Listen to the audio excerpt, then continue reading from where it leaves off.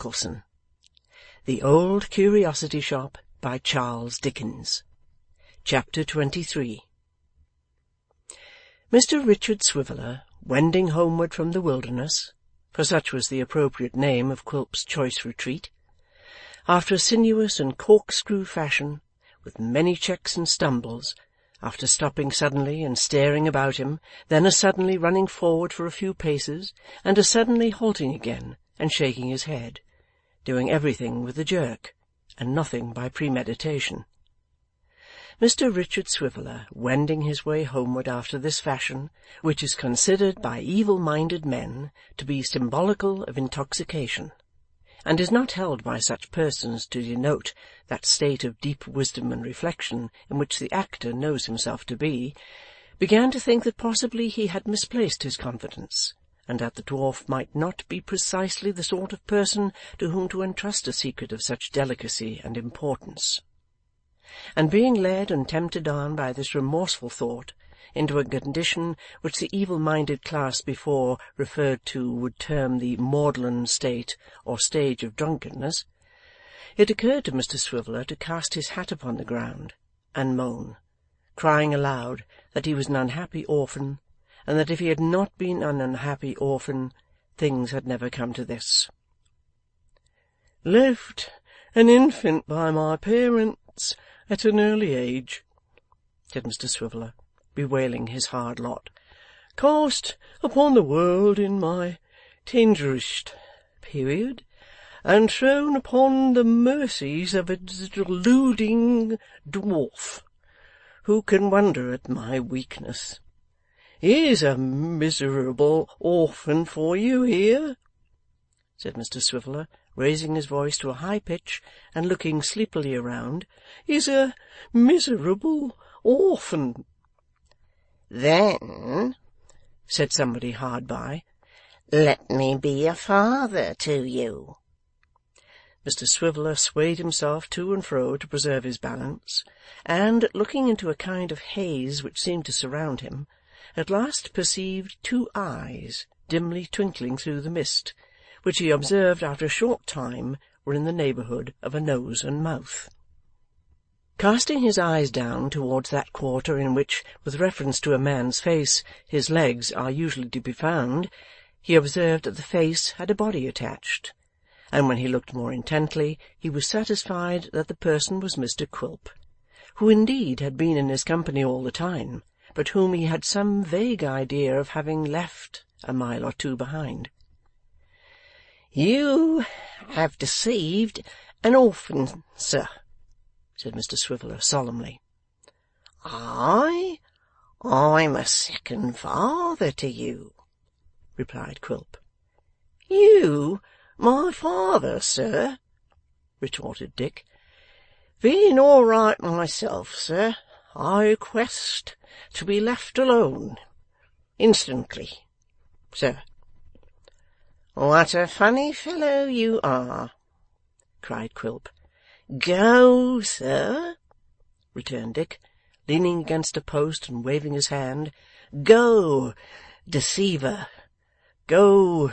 Some day, sir, perhaps you'll waken from pleasure's dream to know the grief of orphans forsaken. Will you go, sir?" The dwarf, taking no heed of this adjuration, Mr. Swiveller advanced with the view of inflicting upon him condign chastisement, but forgetting his purpose, or changing his mind before he came close to him, he seized his hand and vowed eternal friendship, declaring with an agreeable frankness that from that time forth they were brothers in everything but personal appearance. Then he told his secret all over again, with the addition of being pathetic on the subject of Miss Wackles, who, he gave Mr. Quilp to understand, was the occasion of any slight incoherency he might observe in his speech at that moment, which was attributable solely to the strength of his affection, and not to rosy wine or other fermented liquor. And then they went on, arm in arm, very lovingly together. "I'm as sharp," said Quilp to him at parting, "as sharp as a ferret, and as cunning as a weasel. You bring Trent to me, Assure him that I'm his friend, though I fear he a little distrusts me. I don't know why, I've not deserved it. And you both of you made your fortunes in perspective. That's the worst of it, returned Dick. These fortunes in perspective look such a long way off. But they look smaller than they really are on that account, said Quilp, pressing his arm. You have no conception of the value of your prize until you draw close to it. Mark that. D'ye think not? Said Dick. Aye, I do. And I am certain of what I say. That's better, returned the dwarf. You bring Trent to me. Tell him I'm his friend and yours. Why shouldn't I be? There's no reason why you shouldn't, certainly, replied Dick, and perhaps there are a great many why you should. At least there would be nothing strange in your wanting to be my friend if you were a choice spirit. But then, you know, you're not a choice spirit. I not a choice spirit? Cried Quilp. Devil a bit, sir, returned Dick. A man of your appearance couldn't be. If you're any spirit at all, sir, you're an evil spirit. Choice spirits, added Dick, smiting himself on the breast, are quite a different-looking sort of people. You may take your oath of that, sir. Quilp glanced at his free-spoken friend with a mingled expression of cunning and dislike, and wringing his hand almost at the same moment, declared that he was an uncommon character and had his warmest esteem. With that they parted, Mr Swiveller to make the best of his way home and sleep himself sober, and Quilp to cogitate upon the discovery he had made, and exult in the prospect of the rich field of enjoyment and reprisal it opened to him. It was not without great reluctance and misgiving that Mr Swiveller, next morning, his head racked by the fumes of the renowned Schiedam, repaired to the lodging of his friend Trent, which was in the roof of an old house in an old ghostly inn, and recounted by very slow degrees what had yesterday taken place between him and Quilp. Nor was it without great surprise and much speculation on Quilp's probable motives, nor without many bitter comments on Dick Swiveller's folly, that his friend received the tale. "I don't defend myself, Fred," said the penitent Richard, "but the fellow has such a queer way with him, and he's such an artful dog, that first of all he set me upon thinking whether there was any harm in telling him, and while I was thinking, screwed it out of me. If you had seen him drink and smoke as I did, you couldn't have kept anything from him. He's a salamander, you know. That's what he is."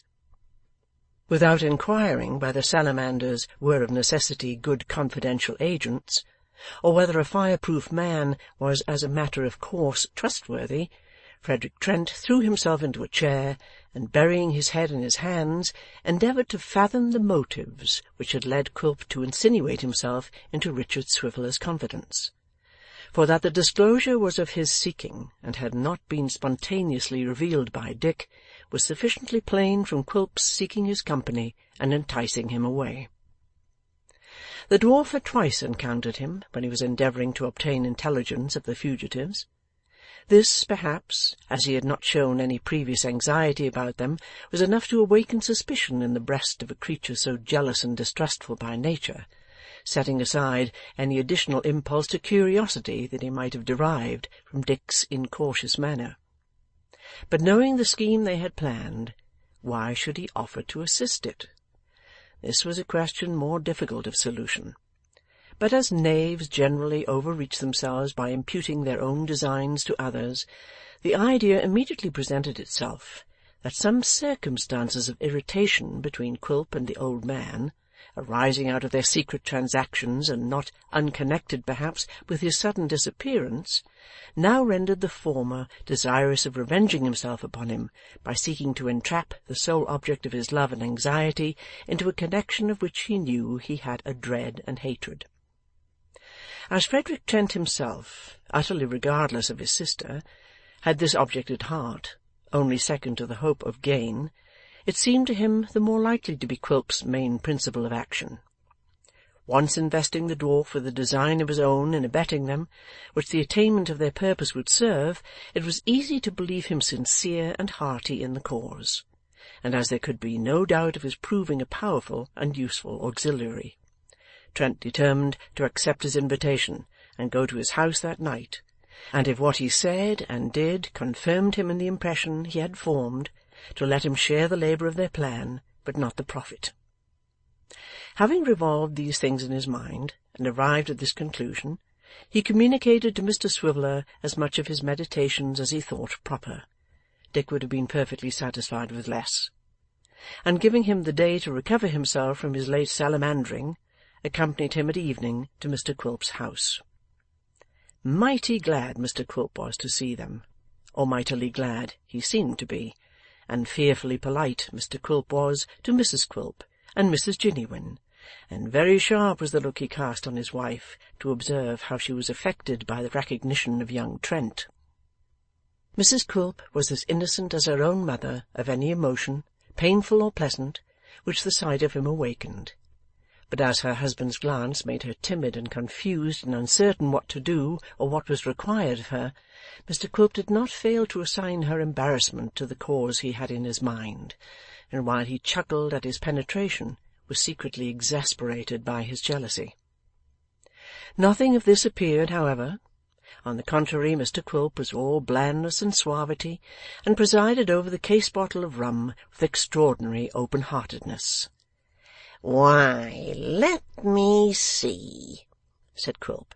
"It must be a matter of nearly 2 years since we were first acquainted." "Nearer 3, I think," said Trent. "Nearer 3!" cried Quilp. "How fast time flies! Does it seem as long as that to you, Mrs Quilp?" "Yes, I think it seems full 3 years, Quilp," was the unfortunate reply. "Oh, indeed, ma'am," thought Quilp. "You have been pining, have you? Very good, ma'am." "It seems to me but yesterday that you went out to Demerara in the Mary Ann," said Quilp. "But yesterday, I declare. Well, I like a little wildness. I was wild myself once."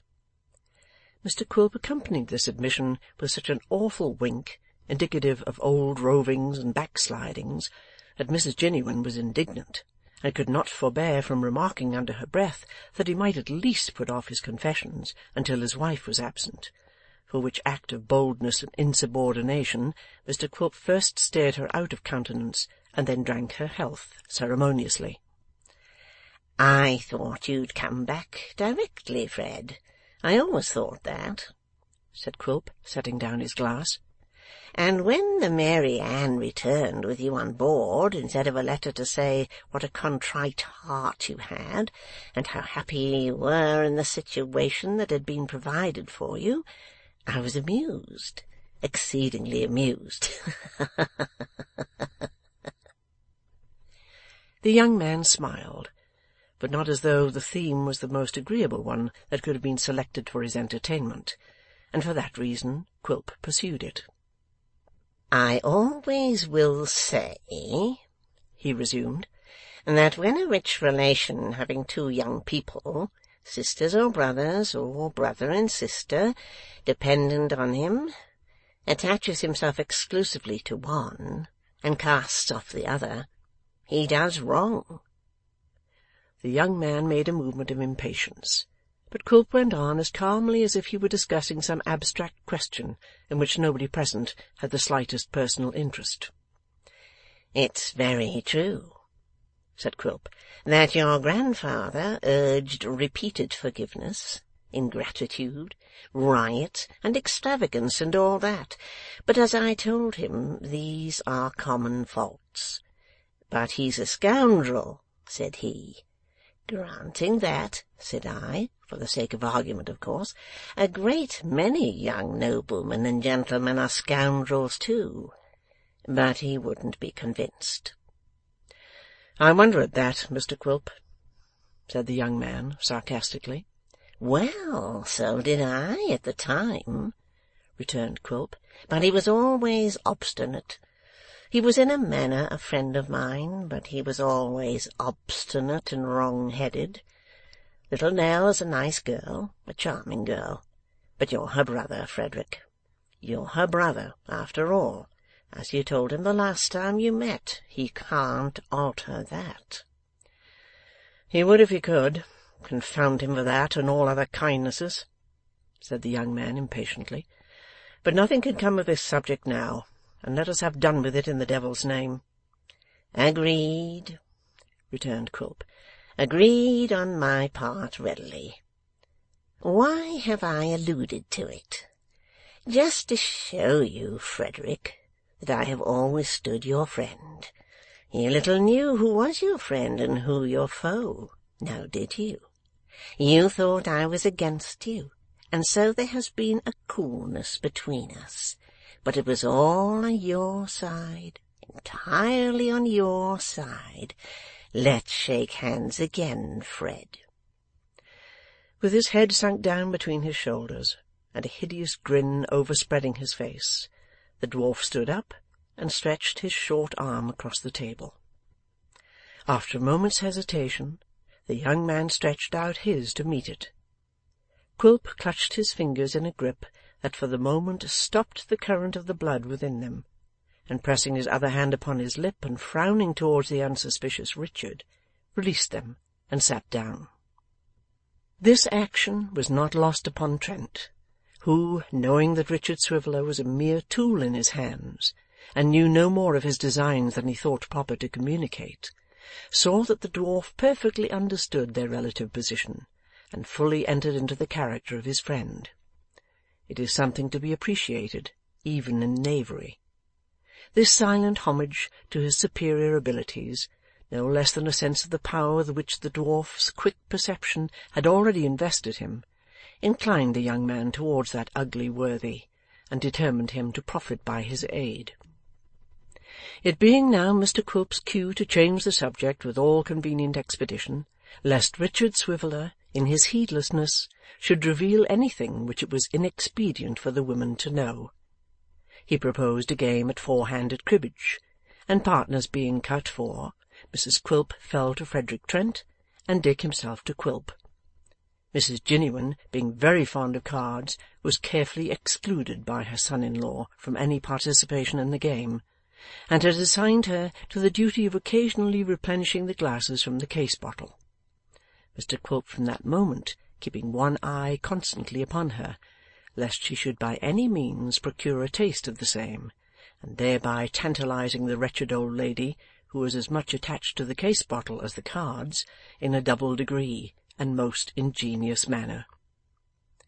But it was not to Mrs Jiniwin alone that Mr Quilp's attention was restricted, as several other matters required his constant vigilance.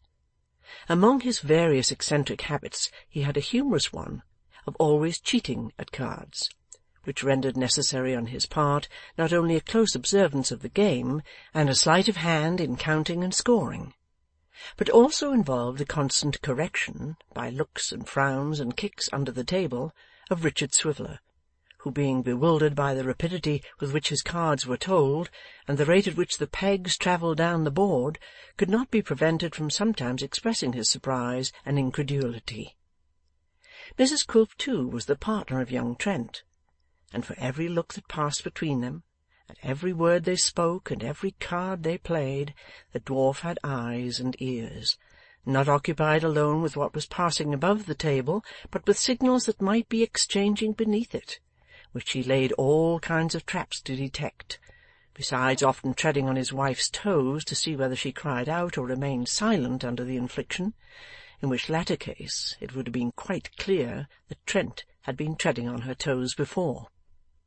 Yet, in the most of all these distractions, the one eye was upon the old lady always, and if she so much as stealthily advanced a teaspoon towards a neighbouring glass, which she often did, for the purpose of abstracting but one sup of its sweet contents, Quilp's hand would overset it in the very moment of her triumph, and Quilp's mocking voice implore her to regard her precious health.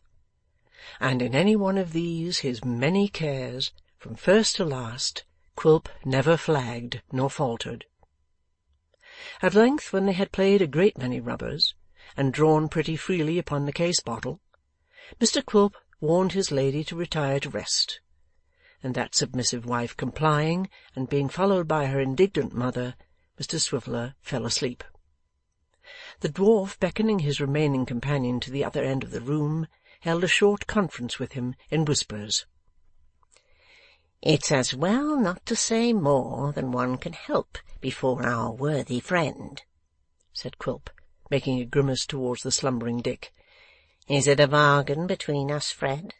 Shall he marry little Rosy Nell by and by?" "You have some end of your own to answer, of course," returned the other.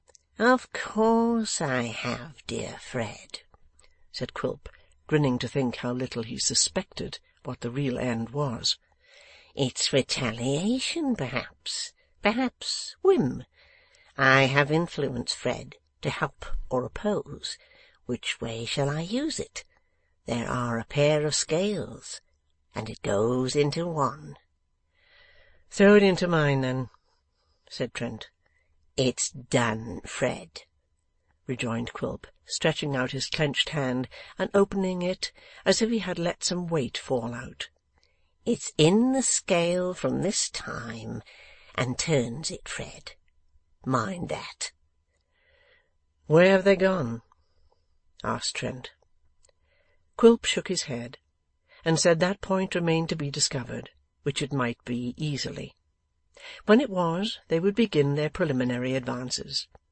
He would visit the old man, or even Richard Swiveller might visit him, and by affecting a deep concern in his behalf, and imploring him to settle in some worthy home, lead to the child's remembering him with gratitude and favour.